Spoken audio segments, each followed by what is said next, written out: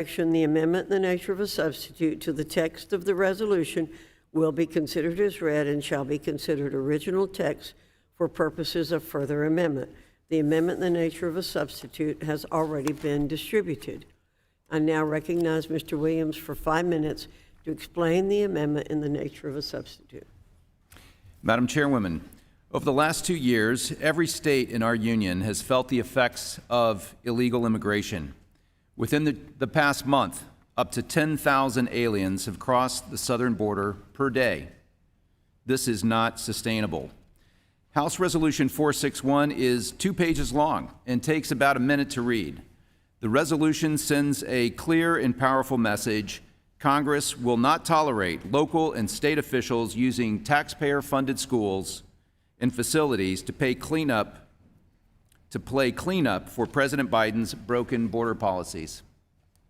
In my home state of New York, Governor Hochul proposed offering up SUNY campuses to house illegal migrants. Similarly, NYC or New York City Mayor Adams announced plans to repurpose 20 public school gymnasiums as overflow housing. During the 2022-2023 school year, District 2 in Manhattan saw 5,500 migrant students enroll in the city's public schools during the same school year, a 20% increase. Overflowing classrooms, understaffed schools, and rising school taxes are not unique challenges to New York. Unfortunately, numerous schools around the country are facing similar pressures and are facing similar questions about how best to allocate resources. So in response, my resolution, alongside Representative Miller-Meeks, makes 3 major points. First, having unvetted immigrants in schools is a major disruptor to daily routines and diverts critical educational resources away from students. Our students are already suffering from historic learning loss from prolonged school closures during the pandemic. Second, housing unvetted immigrants in public schools poses a significant safety risk to students. On May 16th and 17th, 2023, about 300 such aliens were sheltered in current or former public school gymnasiums in New York City. In the event of an emergency, there is no way for school administrators to properly lock down campuses to protect students. Third, schools are for educating, not for cushioning the consequences of bad policies. These actions of state and local leaders like Governor Hochul and Mayor Adams only perpetuate a growing catastrophe at the southern border. Our students and their parents should not have to sacrifice for the disastrous immigration policies of either the Biden administration or local leaders. Simply put, House Resolution 461 says enough is enough. The academic success and safety of America's students must be put first. Specific to the text, the substitute makes technical changes to the description of the elementary or secondary school facilities.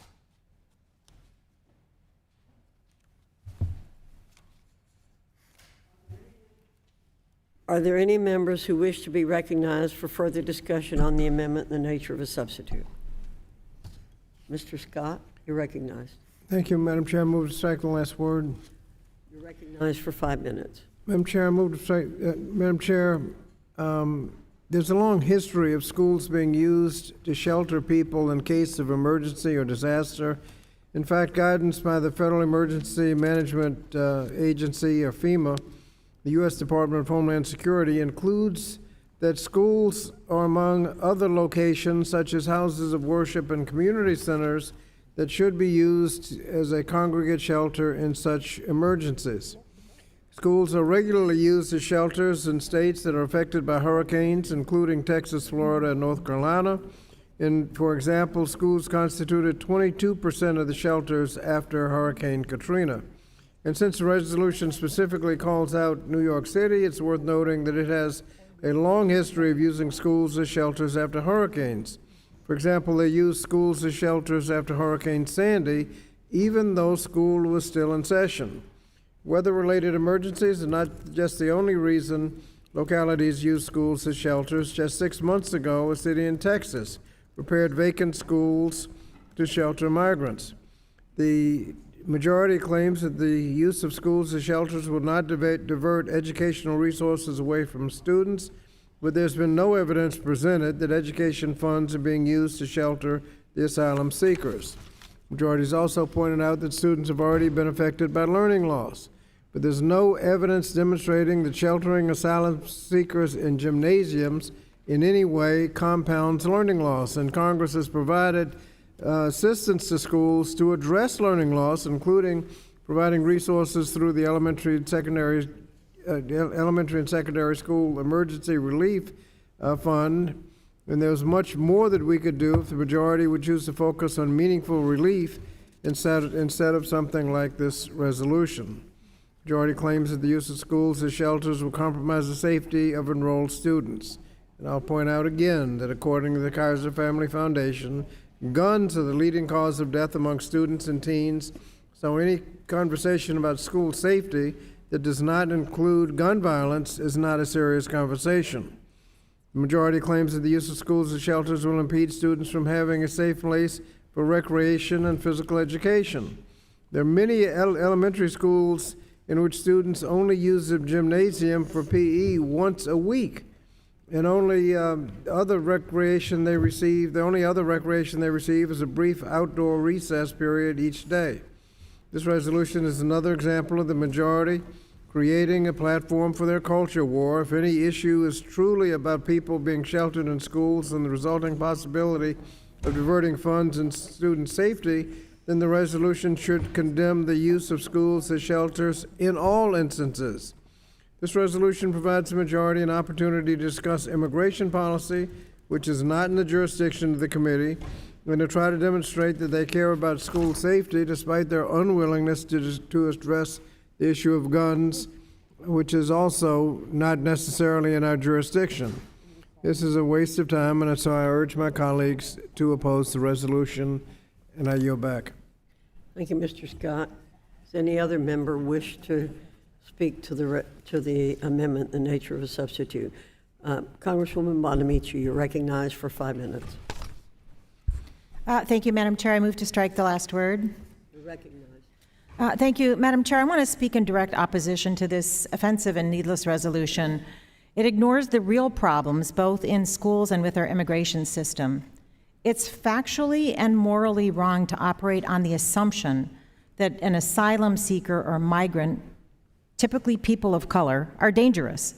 A resolution based on that premise endangers people in our own communities who have faced spikes in hate crimes and racially motivated violence. Shelter needs are increasing across the country, and as Ranking Member Scott said, schools as community centers are regularly used as temporary shelters during natural disasters and other incidents. Instead of condemning communities that provide temporary shelter to those in need, who are often desperate parents trying to save the lives of their children, this committee should be working on evidence-based policies to make schools safer, but that's not happening. Unfortunately, the culture wars many of my colleagues are waging target and ostracize the most vulnerable students. Republicans in state legislatures, and unfortunately many of my colleagues on this committee, have been promoting policies that harm students, deny them an opportunity to get a good education with their efforts to ban the accurate teaching of history and silence the voices of underrepresented artists and authors. Many of our Republican colleagues on this committee are actually putting LGBTQI+ students in danger by banning them from equal participation in school activities, denying them the opportunity to receive the care they need and deserve, and weaponizing federal civil rights laws against them. Also, this resolution actually states that hosting asylum seekers or migrants on school property, quote, poses a significant safety risk to school children. What's the real significant safety risk to school children? It's the #1 killer of kids, firearms. Rather than advancing this misguided legislation, we should hold a hearing on the continued gun violence and the attacks on students in their classrooms. Our words and actions in this room matter, and I'm concerned that this bill may spark more hatred and violence toward migrants and people seeking asylum while doing absolutely nothing to improve education or safety.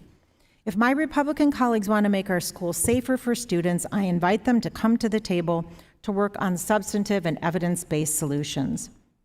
Migrant students and the children of asylum seekers, of course, under Plyler versus Doe, are entitled to attend school. They're often vulnerable, targeted, and underserved in our schools. We should provide them with the resources and support they need, not only to survive, but to be successful, and this resolution gravely misses the mark. I want to remind everyone that immigrants are our colleagues, our neighbors, our friends, our families, and our community members and our constituents. I strongly urge my colleagues to oppose this resolution, and I yield back the balance of my time. Thank you, Ms. Bonamici. Are there other members who wish to speak? Ms. Jayapal, you're recognized. Thank you, Madam Chair. I move to strike the last word. You're recognized for 5 minutes. Thank you so much. As the ranking member of the Immigration Subcommittee of the Judiciary Committee, let me be clear that immigration is not within the jurisdiction of this committee. Gun violence in schools that keeps students, that is killing our students is, but you don't see a markup on gun violence and how we keep our kids safe and alive. My colleagues would have you believe that ending the use of Title 42 public health policy has resulted in higher numbers of people coming to the United States. But over the last month, border numbers are down over 60% from their peak. And as Politico describes it, it's the, quote, migrant crisis that still hasn't arrived.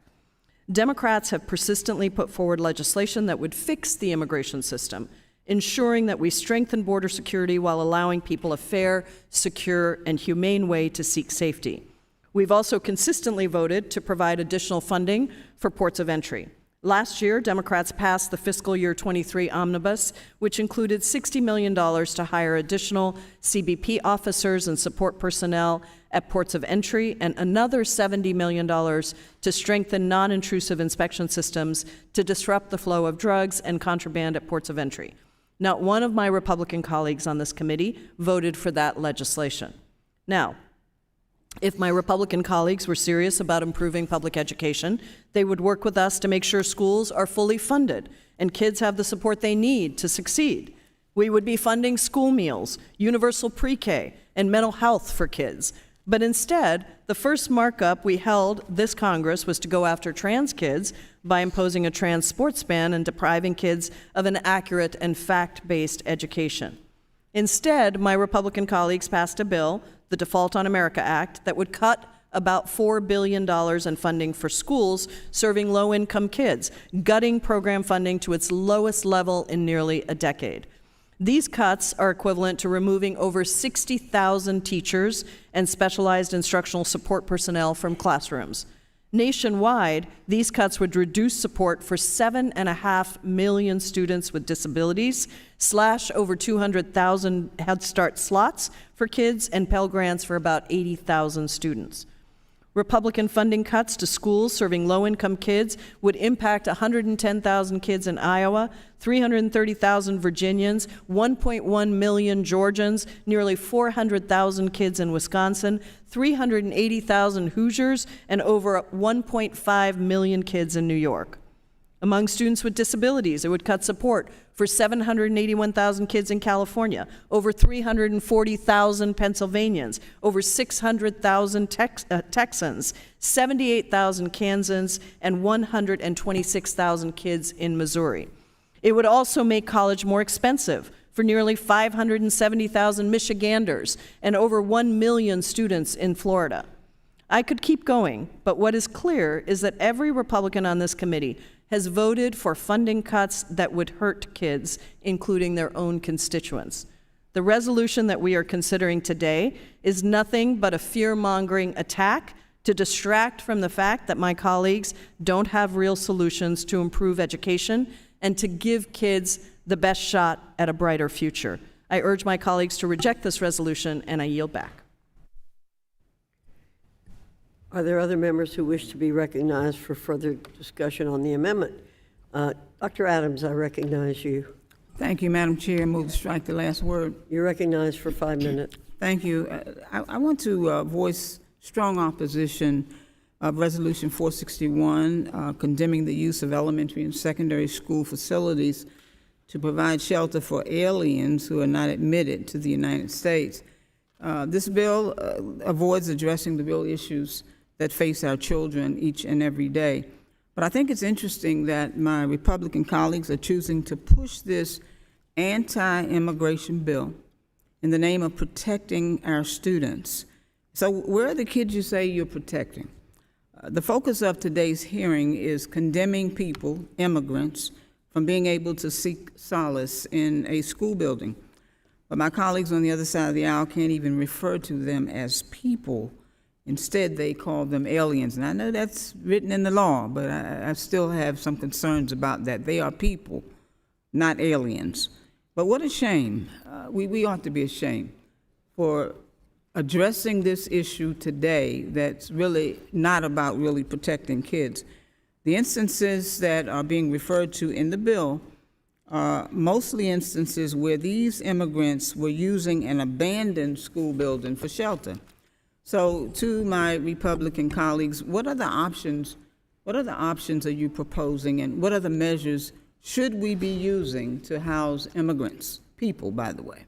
I don't see any suggestions, just a mean-spirited, harmful piece of legislation that's being put before us today.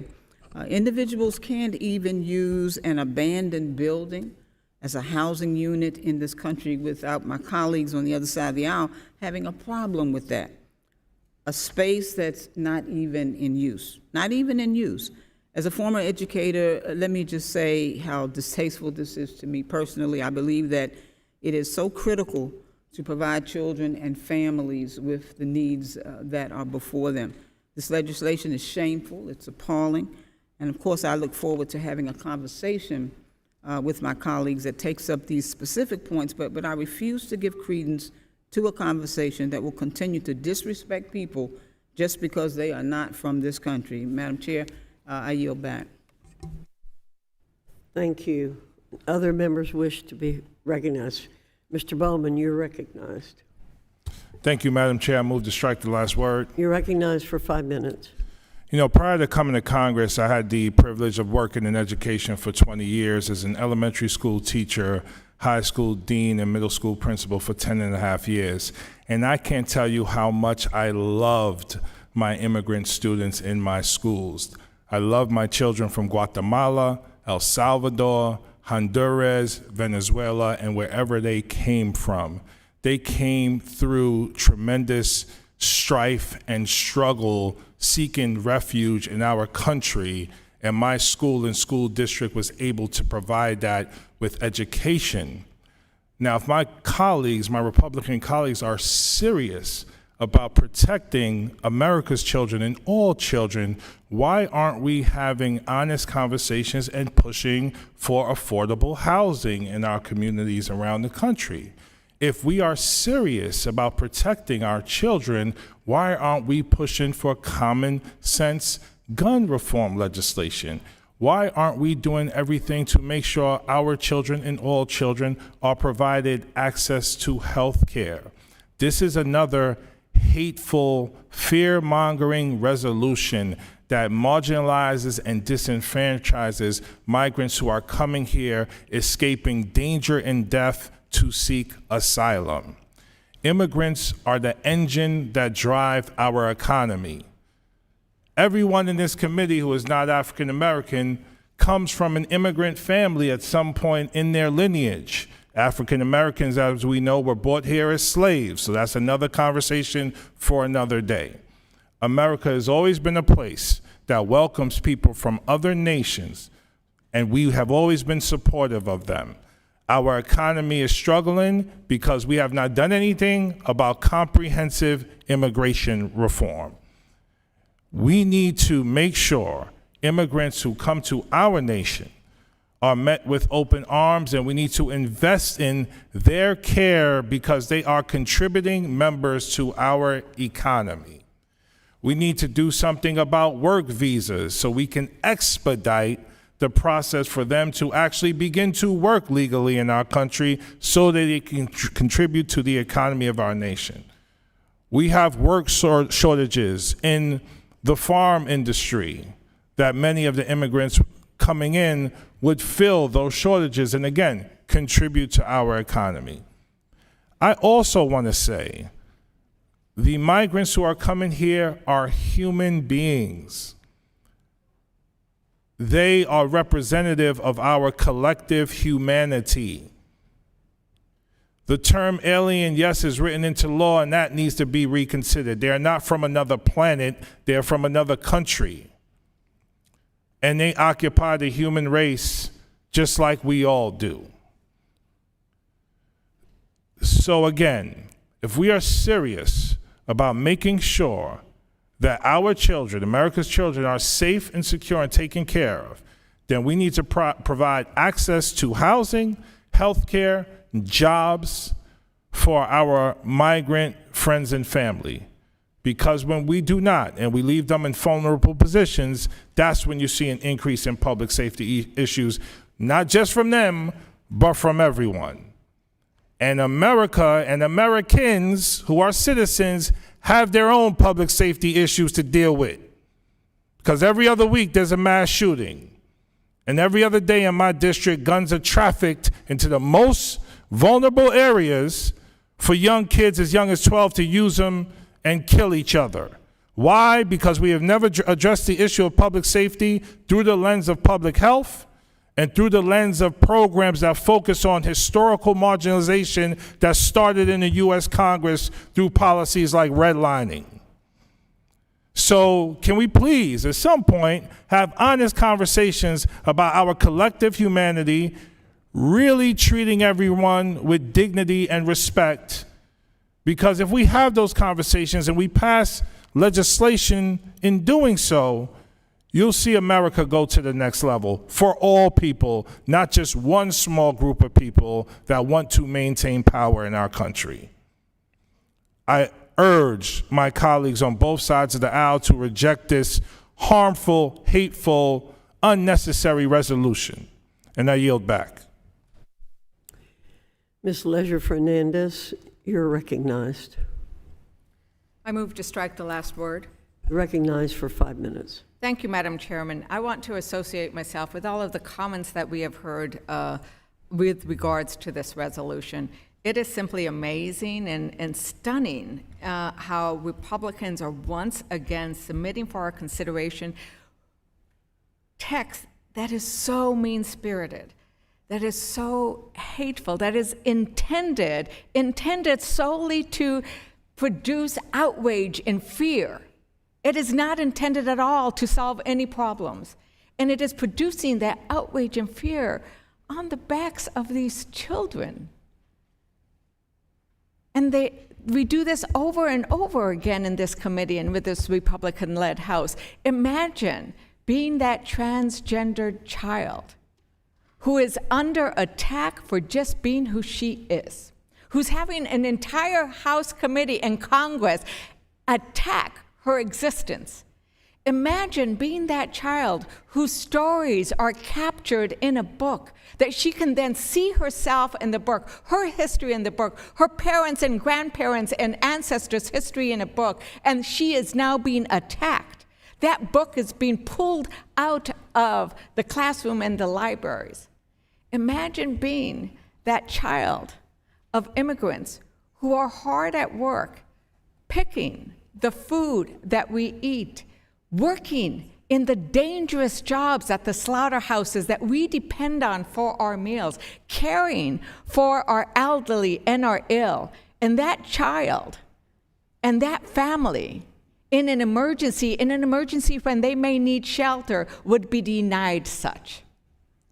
It is striking how we as a country are willing to take advantage of all that immigrants provide to us, whether they be documented or not. They are the ones who are caring for our ill. They are the ones who are caring for our elderly. They are the ones who are supplying our food source.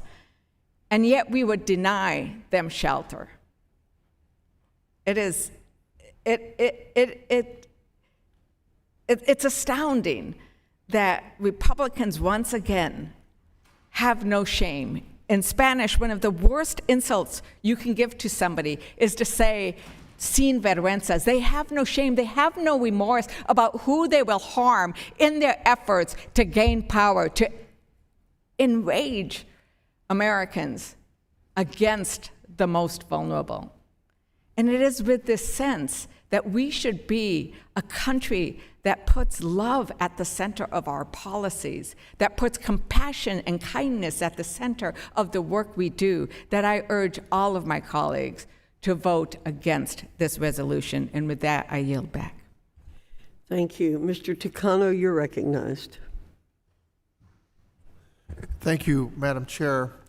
I rise in strong opposition to this resolution. This resolution is a blatant attempt to discourage efforts to help asylum seekers. And I realize that the terminology of an alien not admitted to the United States is a legal term. But let's not conflate what is going on here, which is to complicate and to complicate the efforts of our local governments to be able to help asylum seekers. I am reminded of the story of the St. Louis, the ship the St. Louis in 1939, which was carrying about 900 Jews trying to leave Europe. It was not able to have these individuals enter Cuba, and our country shamefully did not admit them. These were asylum seekers seeking asylum from as we all know, what was the Holocaust in Europe. Canada did not accept them.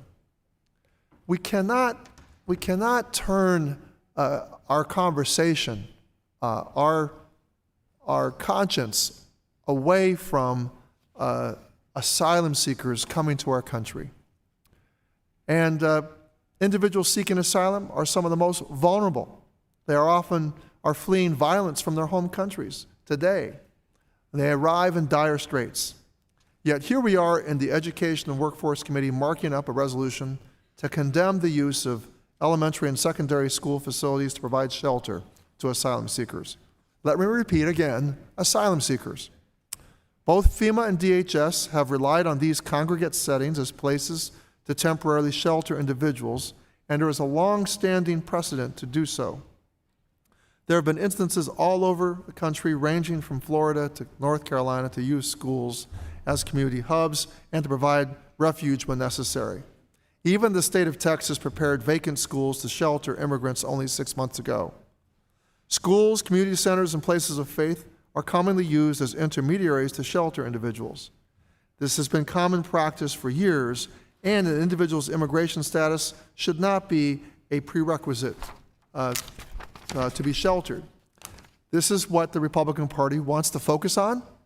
We have so many other pressing issues facing our country, and let me remind my colleagues across the aisle that this is the Education and Workforce Committee. We do not have jurisdiction over immigration issues. This is simply another flagrant attempt to pursue a culture war. HRES 461 simply provides the majority with another opportunity to discuss immigration policy, thinly veiled under the apparent disguise of school safety. If this committee was truly serious about pursuing issues regarding school safety, we would not be discussing this resolution today. Resolutions expressing the sense of Congress on specific issues are not typically marked up at the committee level. And when they are usually non-controversial statements of bipartisan support. So I also contend that this is a misuse of our process. The resolution before us today does nothing more than direct attention to a hot-button issue that has been blown out of proportion. There are an abundance of issues this committee could be tackling today, but quite frankly, this is not one of them. We can and should do better for our students. I urge my colleagues to oppose this resolution, and I yield back. Thank you, Mr. Takano. Mr. Grijalva, you're recognized. Thank you, Madam Chair. We strike the last word. You're recognized for 5 minutes. Thank you. Let me quote from the resolution. In the prohibition of using elementary and secondary school facilities to shelter people in need, human beings. The rationale is it would divert educational resources from children already suffering from historic learning loss, compromise the safety of enrolled students, impede students' access to safe recreation and physical education, and may disrupt the ordinary routines of the school day, and of course blames the Biden administration for a failed border policy. That's the rationale. But in reality, nothing that is stated is reflected in the resolution. The lofty concern and care for our schools, students, parents, teachers, and the neighborhoods and communities that they serve is merely a cover for the rationale behind this resolution. Because if we're really dealing with the real issues and the real needs of public education and the students and parents that rely on public education, we would not, the Republicans, on a very narrow vote in April, 217 to 215, passed their budget blueprint, which slashed 22% from public education to the most vulnerable students in the country, to the poor students in the country, students with disability. And we have seen consistently from the Republican majority on this committee and on the floor, book banning becoming a routine exercise, the demonizing of students because of who they are, and continuing to make our politicizing our classrooms to the point that we are distorting history, not providing credible and empirical information to students, and not letting them think for themselves. Now, I've been on this committee my whole career, and the reason is because I owe a great deal of gratitude to the public education system. I'm a son of immigrants, and as such, I learned about the tenets of this democracy of ours in our schools. I learned to understand it and to believe it. I also learned English, which I think some colleagues regret very much, but nevertheless, and I saw a chance of opportunity, and here I am. But that story is replicated day in, day out across this country. I'm not unique. And this resolution tears at the heart of what is important. Because if we really cared about public education and its students and its communities, we would recognize the demographic change that has happened in our schools. And instead of demonizing and attacking and blaming diversity, we would embrace it and make it work for us as it's worked forever in this country. Now, or we would deal with the issue of gun safety and the murderers that have happened in our school grounds and create an environment, whether it's Uvalde or anywhere else, in which children are protected and the sanctity of that place, if we cared about that. But you won't see a resolution about that here. You won't see a resolution about not weakening the bedrock of opportunity, public education, for many of us. Instead, we continue to see efforts to dismantle it and to begin to weaken it. Now, so why are we here? We're here on this resolution because the Republican majority, thanks to President Biden, we avoided the worst that was represented in their budget. And during those hostage negotiations, the worst did not occur. But the intent is still there, and this resolution reflects the intent. And the intent is to take us into a rabbit hole, the American people, not just the Democrats. Take us into a rabbit hole to create a discussion around an issue of immigration in which there has been no solution offered from the other side. To drag us into a rabbit hole that they believe works to their benefit. They believe makes their opportunity to retain their majority in this House. I won't go down that rabbit hole. I urge a no vote on this resolution. It's pointless, it's pandering, and it does no service to the public education system, and it does no service to the safety and the well-being of the students in this country. And I yield back, Madam Chair. Thank you, Mr. Grijalva. Ms. Wild, you're recognized. Thank you, Madam Chair. I move to strike the last word. You're recognized for 5 minutes. Thank you. This is another resolution that addresses a problem that does not exist. I want us to all reflect on the role of the public schools in our communities. They are vibrant centers of our communities in many cases. In many jurisdictions, we vote at schools. We use them as emergency facilities in cases of fire or extreme weather. We use them even for public festivals and events. But this resolution seeks to preemptively prevent the use of public school facilities to shelter people who are in harm's way. And please stop calling them aliens. Please stop calling them illegals. Be kind, be compassionate, recognize that these are human beings who are in a very difficult place in their lives. Now, I don't want anyone to take from my comments that I don't think that our kids in public schools deserve a safe place to learn. I am absolutely committed to that principle, committed to our children's safety. And by the way, I'm also committed to the principle of nutrition for children, because children with empty bellies cannot learn either. I'm terrified for the day that mass gun violence hits another one of our schools. Every member of Congress is just one news cycle away from having it happen in their district. Yet here we are, rather than talking about school nutrition, going to prevent the next case of mass gun violence that will take away 7-year-olds, 10-year-olds, high school students, whatever. Here we are talking about a problem that doesn't exist. There are a multitude of ways to ensure our children's safety. This is not one of them. The odds of harm from a human being who is being compassionately sheltered in a temporary shelter, a public school, is far less than the odds of that child being harmed by an armed gunman or simply being incapable of learning because they are hungry. And the final thing I'd like to say is that the resolution talks about this being a disruption, meaning the sheltering of people being a disruption of ordinary routines of the school day. There is no greater disruption to an ordinary school day than students having to participate in active shooter drills. Let's talk about that. And with that, I yield back. Thank you, Ms. Wild. Ms. Hayes, you're recognized.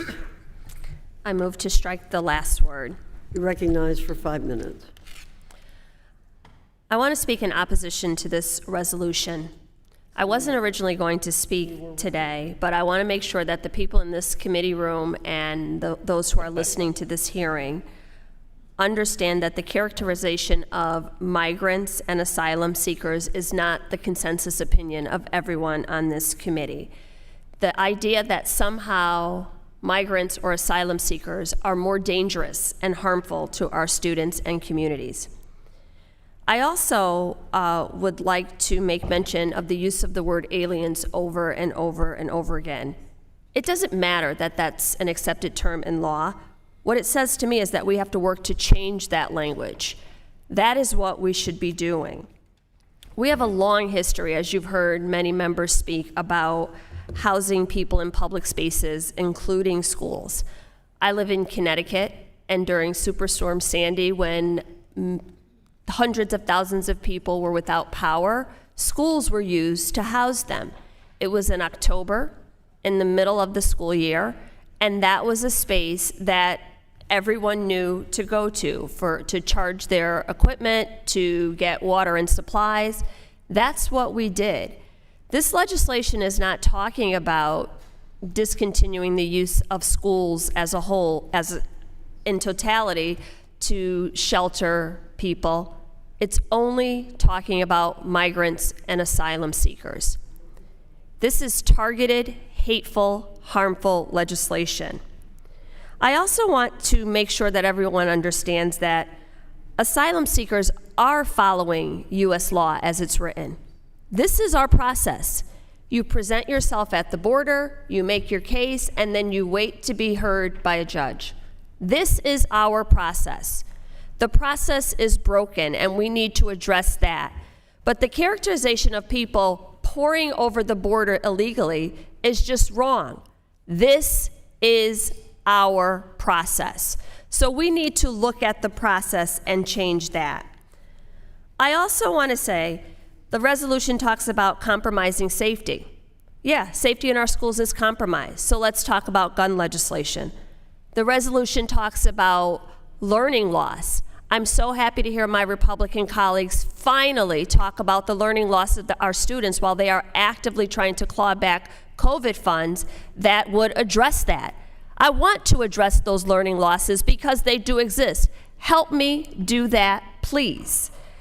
We want to talk about children getting a high-quality education in our schools. Let's talk about it. Let's feed our kids and make sure they have safe, affordable housing to live in so that when they show up at school, they are on green and ready to learn. So I am here for it. You want to have these conversations? I am here for it. Let's do it. Let's address all of those things. And one final thing I want to say. The U.S. Supreme Court in Plyler versus Doe ruled that undocumented children and young adults have the same right to attend public primary and secondary schools as do U.S. students and permanent residents, regardless of their citizenship. So when you talk about there was an uptick in enrollment in schools, I want to let you in on something. As a public school educator, I can tell you that there are undocumented children sitting in every single classroom, in every single school, in every single community, and it does not matter one way or another to the education as a whole of the other children that they are being educated alongside. They are already here. So welcome. Welcome to this conversation and this discussion about what is happening in our schools with public education. But these targeted attacks on humanely housing migrants and asylum seekers are just wrong. And I want to make sure that everybody knows that and everybody understands that. And I guess I'll leave you with one final question.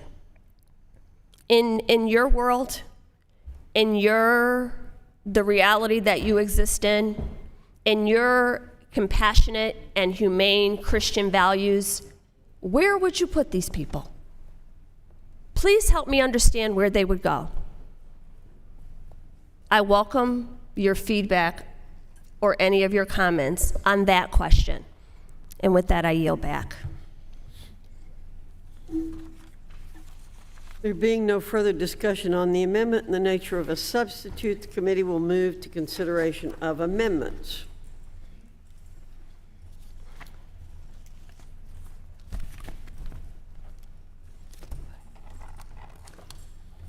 All right.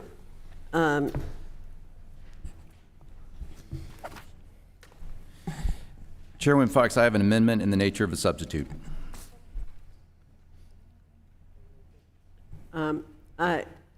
Would the gentleman suspend? Yes, I suspend.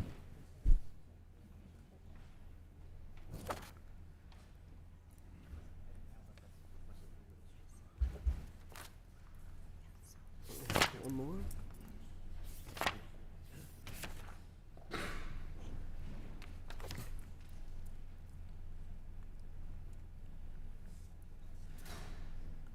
There being no further debate on the amendment in the nature of a substitute, the question is on the amendment in the nature of a substitute. All in favor say aye. Aye. All opposed, no. No. In the opinion of the chair, the ayes have it, and the amendment in the nature of a substitute is agreed to. For what purpose does the gentleman seek recognition? Recorded vote. The gentleman requests a recorded vote. One moment.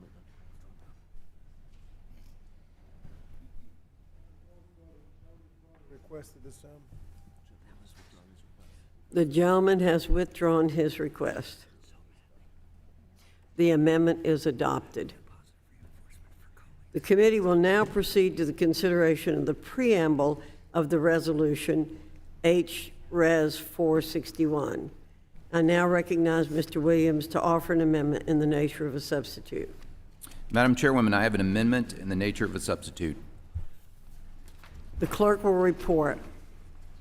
Amendment in the nature of a substitute to H.Res. 461 offered by Mr. Williams of New York, identifier HRANS_003. Without objection, the substitute amendment will be considered as read and shall be considered original text for purposes of the amendment. The amendment in the nature of a substitute has already been distributed. I now recognize Mr. Williams for 5 minutes to explain the amendment in the nature of a substitute.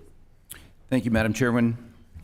I want to again urge my colleagues to support this amendment for reasons that I described previously. And I'm gratified that my colleagues across the aisle now equate the President's or this administration's border policy as a natural disaster, as a hurricane perhaps, or a fire, maybe an earthquake of 9.0. Seems to be the effect that you have equated the current migrant crisis. And I'm puzzled by the zeal to which you speak about housing adult men and adult women whom the Department of Homeland Security cannot verify the most basic information about, such as name, country of origin, past criminal record, or any other, in fact, their current immigration status. And these are who you want living in our children's schools. In addition to considering the preamble of the bill, the amendment in the nature of the substitute clarifies that school children should not bear the burden of, rather than having to pay for, failed immigration policies. Madam Chairwoman, I yield back the balance of my time. The gentleman yields back. Are there any members who wish to be recognized for further discussion on the amendment in the nature of a substitute? Mr. Scott, you're recognized. Thank you, Madam Chair. I move to take the last word. You're recognized for 5 minutes. Madam Chair, as I've already stated, there's a long history of schools being used to shelter people in cases of emergency or disaster, including FEMA listing schools as an option for congregate shelter in such instances. And for the other reasons already stated, I oppose the resolution, the amendment in nature of a substitute, and yield back. Gentleman yields back. There being no further discussion on the amendment in the nature of a substitute, the committee will move to consideration of amendments. For what purpose does the gentleman from Virginia seek recognition?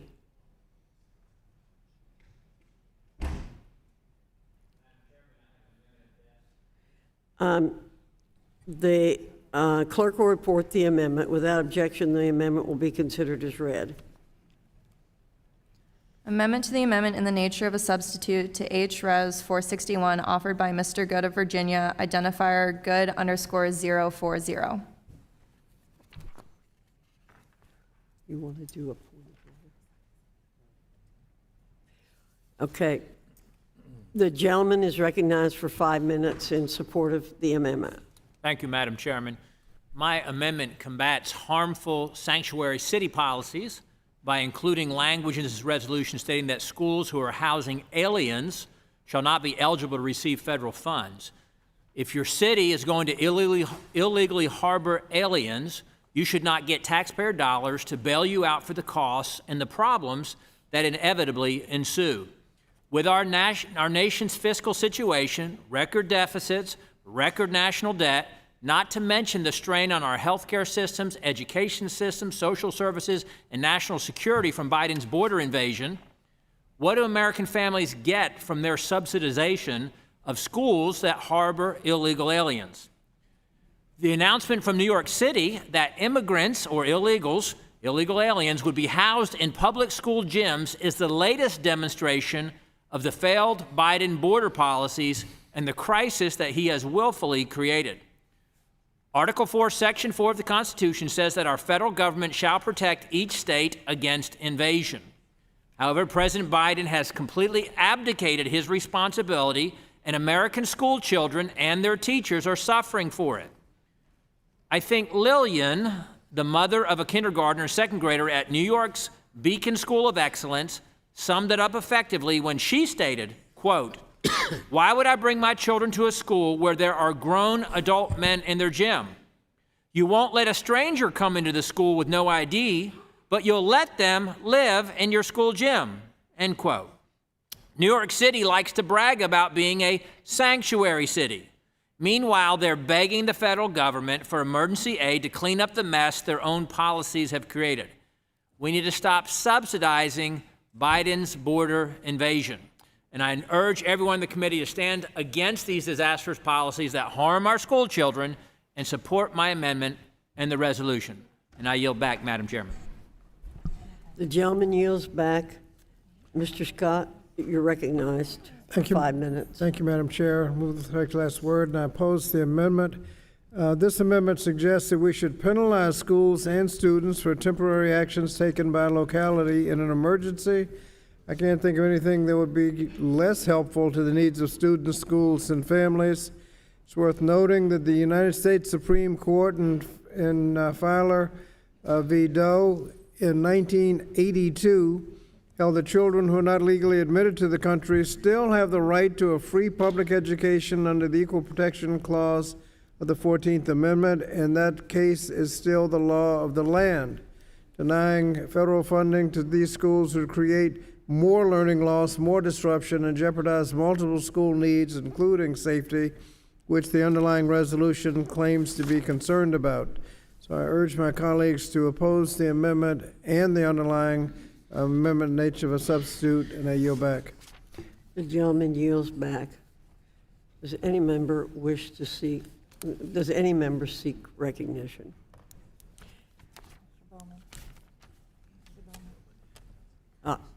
Mr. Bowman, you're recognized for 5 minutes. Thank you, Madam Chair. I would like to strike the last word. You're recognized for 5 minutes. I would like to speak in opposition to this amendment for several reasons. Number one, since New York City has been mentioned multiple times, and since my background is as an educator in New York City schools, I just want to highlight for everyone in the audience and my colleagues across the aisle that New York City is what we consider a Title I district. It's a school system that cannot survive without the Title I funds that come from the federal government. The reason why the federal government had to step in, I believe, in 1965 to provide Title I resources to lower income communities is because of redlining that was allowed by the federal government in past legislation, which led to the underfunding, the chronic underfunding of schools simply based on race. If you were Black or Latino in a particular community, your schools were underfunded, while schools in white suburban communities that had access to federal funds to buy housing, those schools received additional funding. So now this amendment seeks to double down on prior racist policy by implementing present-day racist policies in targeting of Title I school districts. I also want to take exception to the term invasion as we describe what's happening here with migrants coming to our country seeking asylum. There's a long history of that word invasion being used to describe migrants, particularly from Latino countries, coming into our country by white supremacists in their fear-mongering around the arrival of immigrants in our country. So I take incredible exception to that word invasion. We are not being invaded. People are coming here to seek asylum, as is the history of the United States.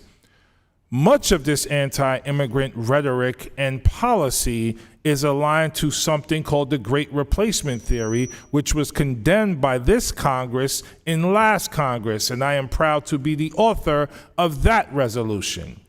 The Great Replacement Theory states that the white race is under attack by blacks, Jews, and immigrants, and we must do something about it. And many of the mass shooters in our country have identified the Great Replacement Theory as being a motivating factor to their mass shooting, including the Buffalo mass shooting in upstate New York. So the hateful, divisive rhetoric is in the resolution. The hateful, divisive rhetoric is a part of one of the amendments. The hateful, divisive rhetoric is historical as per redlining. And the anti-immigrant sentiment is directly connected to the Great Replacement theory. Now, I know none of my colleagues on the other side of the aisle will admit to being racist. And I don't think they are.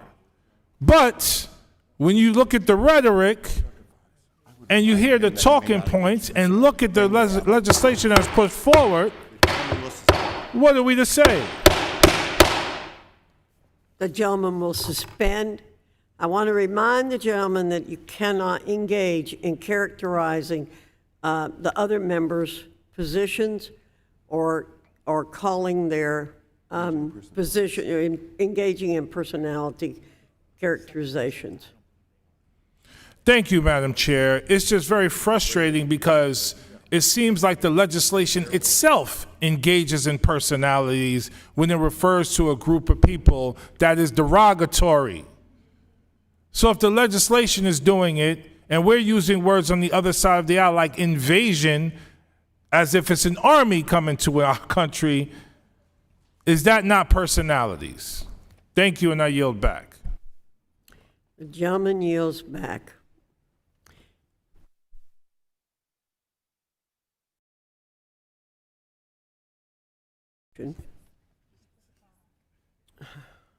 Mr. Takano, you're recognized for 5 minutes. I moved to strike last word. Madam Chair, I want to thank the gentleman from New York, an educator, former principal, former teacher. I just want to remind my colleagues that I too taught in the public schools for 22 years before I became a member of Congress, 24 years actually. And I thank him as a former English teacher for his careful analysis of language. And I too object to the terminology of invasion and his observation that such loaded terminology itself becomes an engagement in personalities. And so I object also to the notion that denying school systems across this country federal funding when they are trying to, and they're part of responding to a local emergency. And I remind you that these local emergencies involve asylum seekers, people who are trying to flee desperate situations. And I cited before the example, the shameful example of the ship, the St. Louis, before World War II, in a time when America First, as a slogan, as a jingoistic slogan, was being invoked in a very tragic and shameful manner. We're seeing that very same sentiment, either directly or, in this case, dog-whistled in this committee. I do not think the gentleman was engaging in personality. He was very skillfully and eloquently calling out the truth. I yield back, Madam Chair. The gentleman yields back. Ms. Jayapal, for what do you seek recognition? I move to strike the last word. You're recognized for 5 minutes. Thank you, Madam Chair. I oppose this amendment, and I just wanted to add to some of the comments of my colleagues. I was just going through and re-looking at the resolution and seeing the many places where the language is dehumanizing, and I say this as an immigrant myself, somebody who spent 17 years in this country before I had the great privilege and honor of becoming a U.S. citizen, came here at 16 by myself. And I look at some of the language of this resolution, and I do think it bears pointing out that the word alien is used consistently. I had many years where I was referred to as an alien, and I have to tell you, it was a terrible experience. I understand that it's in the law, but this administration has made efforts to change the way we talk about people, not talk about them as aliens. But in addition, the implications in these whereas clauses that somehow, and it says here, whereas hosting such aliens on school campuses poses a significant safety risk to school children, the idea somehow that these immigrant kids who are seeking asylum, whose parents are seeking asylum, are going to pose a safety threat to kids in schools, and the continued efforts to lift up this so-called illegal aliens that are coming into this country is very, very insulting. And I wanted to just give a little history lesson of the word invasion to my friend across the aisle, in case perhaps you don't know where and how that word has been used in the history and the context of our country. It goes all the way back to the Chinese immigrants. Actually, in 1873, there were ads taken out in newspapers that said Chinese invasion in capital letters, and really put the fear of God into people, that somehow we were being invaded by this force that was going to do harm to the country. But that has continued. That was not just from 1873. In fact, in 1973, there was a book called The Camp of Saints by a Frenchman named Jean Raspail. And it was about the, quote, invasion of Indian refugees into France, onto the French coast. And the gist of the book is that the French military lost their resolve to fight back against that group of Indian immigrants who were coming to France, and allowed them to enter, and it led to, instead of massacring them, by the way, and it led to the complete fall of Western civilization. And the gist of it is really that the French military lost their nerve. They didn't massacre these migrants as they landed, and that led to a collapse, not just of French civilization, but also of Western civilization. That is the book that Steve Bannon uses all the time as one of his favorite books, and quotes from that book. And I think it's important to understand that the tactics here are the same going back to the 1800s as today, of creating such an existential threat that any violence is also acceptable to counter that existential threat, right? And also to dehumanize to such an extent that the violence is then seen as merited to these people who have been dehumanized. And I say this because I think that it's fine for us to debate policy on immigration. It's fine for us to have disagreements. It is not fine for us to in any way encourage violent rhetoric, and rhetoric that leads to violence. And this kind of rhetoric about invasion absolutely does lead to violence. Madam Chairman. I'm sorry, this is my time, and I don't think I've said anything. I request the words be taken down. She's suggesting that the amendment is encouraging violence, that the amendment is supporting violence. Madam Chair, this is my time, and I have said nothing impugning. The gentlewoman will suspend. The gentleman is raising a point of order. I object to the point of order. The gentlelady has suggested that the amendment is approving or condoning violence against individuals because of using the term alien. And that is certainly not true and should not be permitted, and her words should be taken down. I object to the point of order. Madam Chair, point of parliamentary inquiry. Just a moment, Mr. Takano.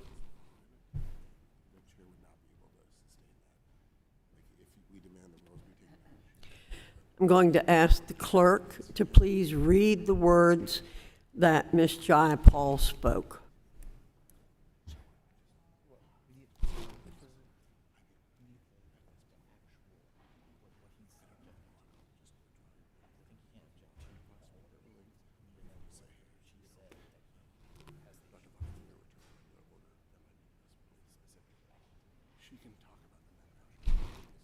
Madam Chair, I'm happy to rephrase if that is easier. The gentlelady will suspend. Sure.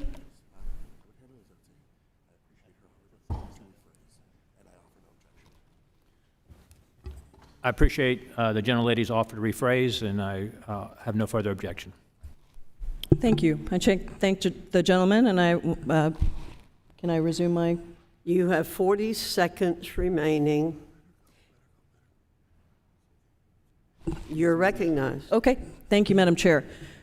I think it's very important to understand that words have meaning. Words have meaning when we use them here. They have meaning when we use them in society. And we should understand that, just as an example, the person who issued a racist manifesto right before he went on a deadly mass shooting spree in El Paso specifically used the words immigrant invasion. So I would respectfully urge my colleagues on the other side to not use words like that, because whether they intend them or not to be utilized in violent ways, they are utilized in that way. And I yield back the balance of my time, Madam Chair. Thank you.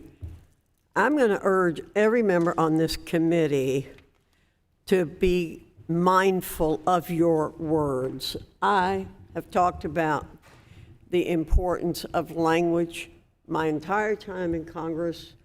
We all need to be sensitive to it, and so I ask you to do that. I will also point out that we have stayed fairly close to existing legislation, has been pointed out before. The words illegal alien are in the statutes, and that is what we have used in many cases. There is no attempt on our part to encourage any violence of any sort. That shouldn't have to be said, but I'm going to say it. Is there any member who wishes to be recognized? Mr. Wahlberg, you're recognized for 5 minutes. Thank you, Madam Chairman. I don't intend to belabor this. My intentions were maybe to cool it down a bit. I don't disrespect my colleagues on the other side of the aisle for the positions they hold, but I think we ought to be careful about how we characterize even the language in this legislation, which is legal language, as the chairwoman has carefully instructed us. Words do have meaning. Alien is a meaning that's legal, that's important for our school children in these school buildings to understand that all people will be treated legally. Remember, we have a pledge that says with liberty and justice for all. That word justice means that we follow the principles for everyone. Everyone. Majority, minority, legal, alien, or illegal alien. I have a son-in-law who's attempting to go through the process of becoming a legal citizen. He's following the book. He's not rushing the border. He's not going beyond the walls. He is following the process to become a legal citizen. And I would contend that even colleagues of mine who have come here attempting and becoming citizens legally have done it that way. That's all we're asking here. And I think it's important that we establish a pattern, even in the context of these school buildings, that the students in those buildings, seeing people who would be brought here, are coming not because they came legally, not because it's taking place like it did just 3 years ago, when we had stopped the rush on the border and we'd brought more magistrates into play, and we were making our hearings much more expedient and efficient and getting people in legally to this country. We need legal immigrants coming to this country. We need people to continue to bring the creativity, the whatever, into this country, even as we have come into this country, most of us, through our ancestors.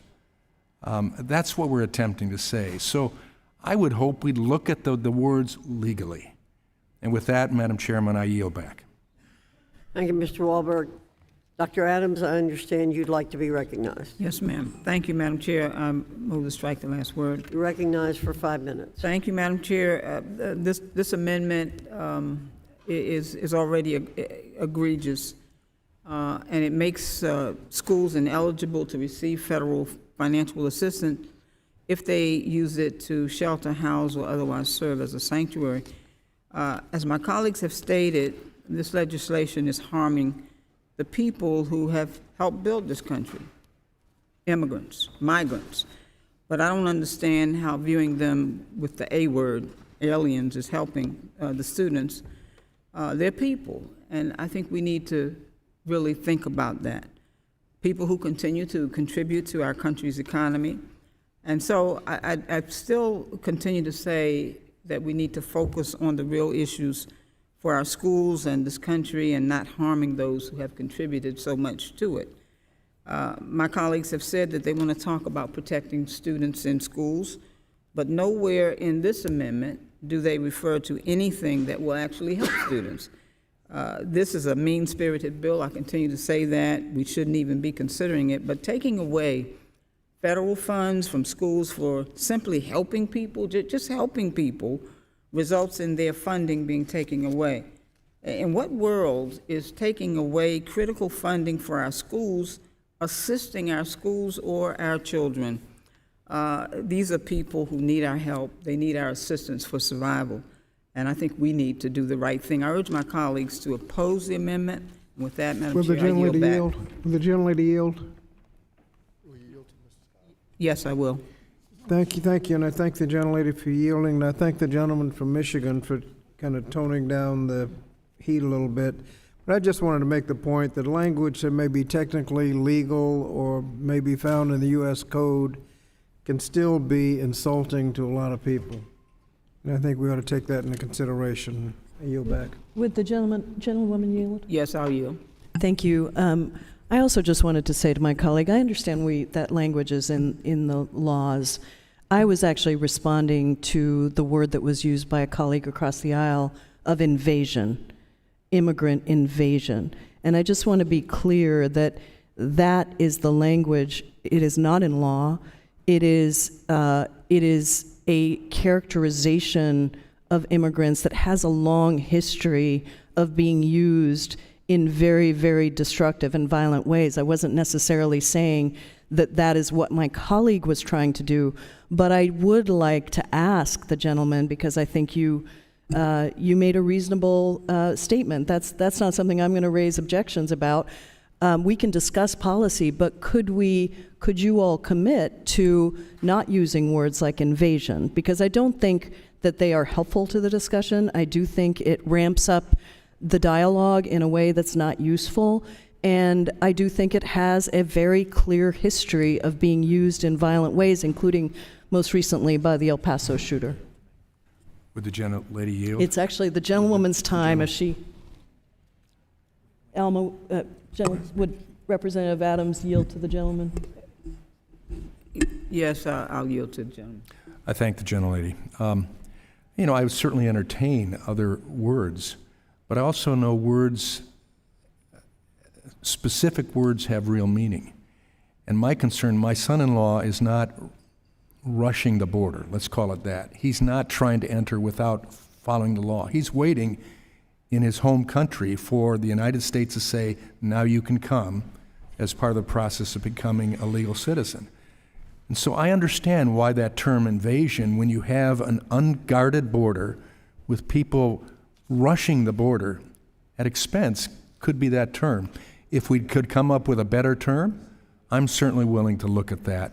But it's still people rushing without waiting to due process. That's my concern. Yeah, no, I appreciate that. And I'll reclaim my time. We're about to lose control of this discussion here because of people have already used up their time, and I think Madam the Chair, gentlewoman's time. We need with the gentleman. It is the gentlewoman's time. Yeah, I want to reclaim my time if I could. I just want to and I think, again, words do matter.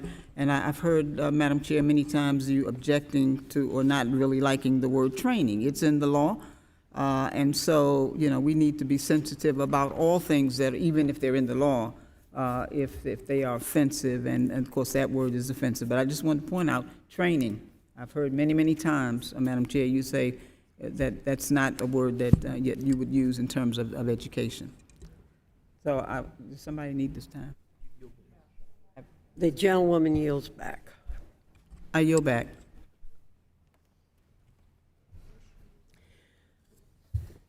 The question is on the amendment by the gentleman from New York. All in favor say aye. I'm sorry, the gentleman from Virginia. All in favor say aye. Aye. All opposed say no. No. In the opinion of the chair, the ayes have it, and the amendment is agreed to. The gentleman from Virginia. Mr. Scott requests a roll call. A roll call vote is ordered pursuant to the chair's previous announcement. This vote will be postponed.